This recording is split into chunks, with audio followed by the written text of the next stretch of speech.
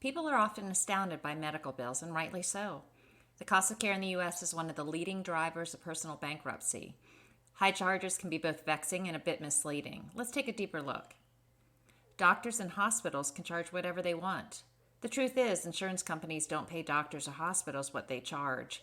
Unlike many businesses, the retail charge in healthcare has little or nothing to do with the actual cost of the product. In other words, Ford knows what it costs them to build a car and what they want to sell it for. McDonald's knows what it costs them to make a Big Mac and what they want to sell it for. These numbers are fictional but prove a point. But generally speaking, doctors and hospitals don't know how much it costs them to see a patient, and there are a lot of reasons for that. Generally, doctors' offices and hospitals simply decide what they're going to charge for a service or procedure. In fact, some clinics simply raise their rates 5% every year with no rhyme or reason. But what doctors charge and what they get paid for are two entirely different things. Let's say that Dr. Smith charges $300 for a new patient office visit, a 99203.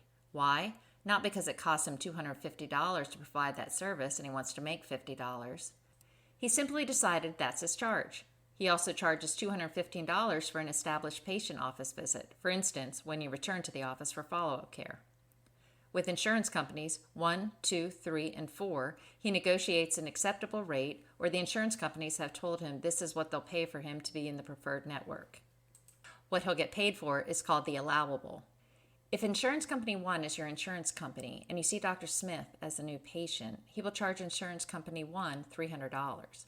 But insurance company 1 has agreed with Dr. Smith that the visit is only worth $185. So Dr. Smith charges $300. Insurance company 1 allows a $185 payment, and Dr. Smith must write off the difference of $115. As an aside, some insurance companies erroneously call this a discount. It isn't. So Dr. Smith can only collect from you and insurance company 1 your responsibility for the $185 allowable.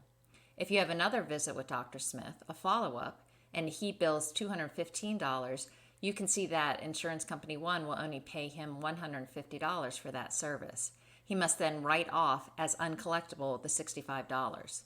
This logic plays out for all CPT codes for all insurance contracts that Dr. Smith has. When a doctor or hospital says we charge $500 for a service, consumers should present their insurance information and ask what the allowable is.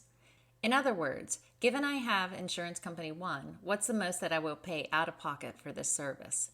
This knowledge can help patients shop for services, whether it's a diagnostic study like a CT or an office visit like a new patient visit.